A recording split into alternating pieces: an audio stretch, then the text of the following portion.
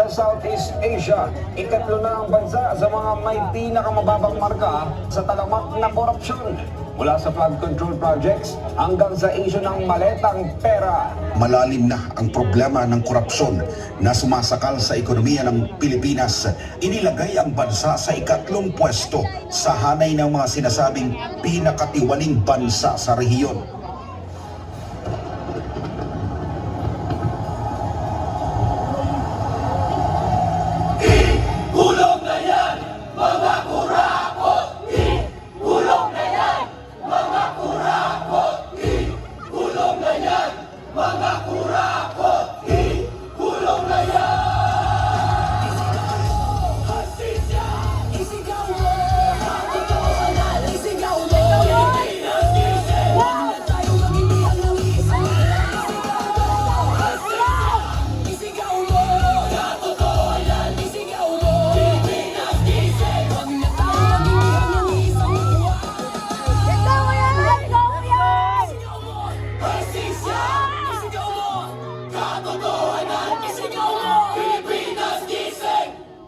Huwag na tayo maging bihag ng isang tuwa.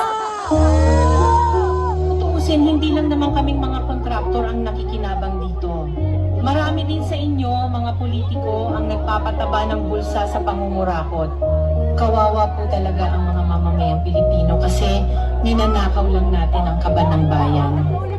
Sinong umaahon, tayo ba o sila?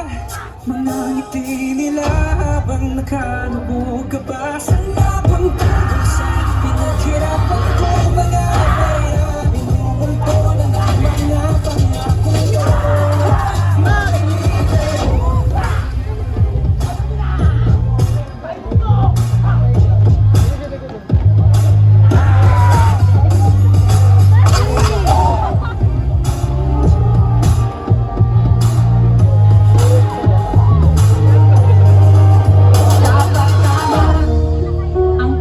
Hati-hati yan mula sa pinakamataas hanggang sa mga nasa gilid lang ng sistema. Sa patuloy na pagdinig sa Senado sa mga di umano kinurakot na proyekto ng gobyerno, 491 projects. Dapat tama, bakit di natin ginagawa? Paulit-ulit na lang na ito ang bagong simula. Simula ng simula, bakit walang natatapos sa kasabati? Laging ito nagsuelas ng sapatos. Ilang beses na ako, ilang beses na ako. Pagin natin subukan at tulungan at kumako pamahagi sa bigang na matagal na natin pasal pa tayo yung sama-sama. Ay malalapas, ay mas maayos na bukas para sa ating mga kinakaunang habang ipiliin ang tamang nakatatak na pangalan sa balota. Huwag na tayo magpauto na sa ating mga pangyarihan. Tayo ang pumito, itigil mong itigil ang pagsisi sa supil na nasa pwestong di ka nakilala. Kapag siningin sa lahat at imig pangakong matagal ng matagal. Kung di tayo kumbinsido, wag na natin dapat tayo. Huwag ninyong ipakita sa publiko na malinis kayo dahil sa bawat palit o may kapalit na porsyento para sa inyong mga opisina. Tingnan ninyo rin ang mga pangalan na nakaupo ngayon at lalo na sa mismo mga nagpapalakad ng gobyerno. Mga pinupuro lang ang salita sa gobyerno na kahit sigurahin ang matawaran ng ito bilang kumakain ang kulang sa dalawa. Beses sa isang araw, minsan wala ang maluto. Bakit ganito kapasok isang pagkain nila? Ang dahil hindi nagkakainin ang parang ito. Alam ba naman ang masyado ang lahat ng ito?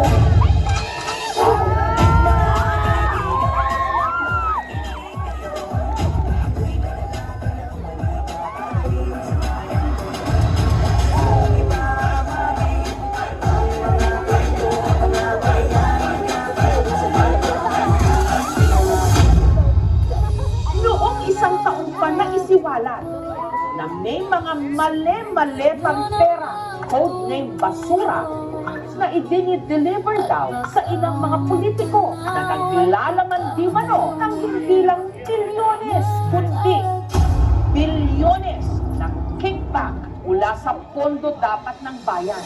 Ang matamaan ay Nakakapagod ng maging mahirap.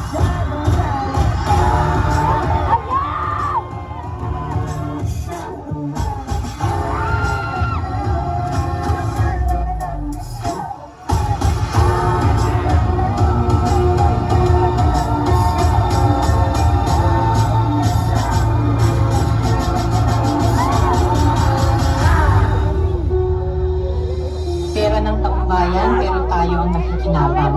Hindi ba tayo nahiya? Ang mga mahihirap mas lalong naghihirap. Kaya tama na ang pangungurabot natin. Akala nyo